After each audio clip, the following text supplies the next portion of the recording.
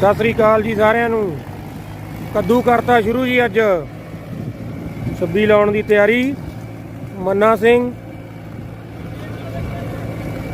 ਗੱਟੂ ਸਿੰਘ ਨਹਾ ਰਹੇ हैं ਕੱਦੂ 'ਚ, ਨਜ਼ਾਰੇ ले रहे हैं।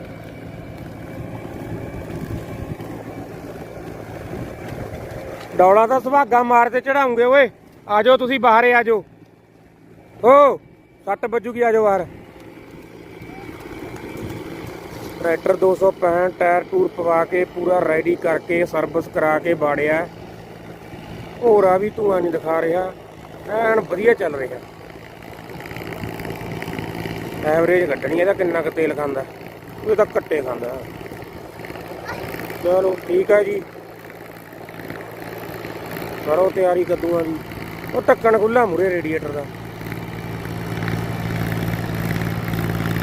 ठीक है जी।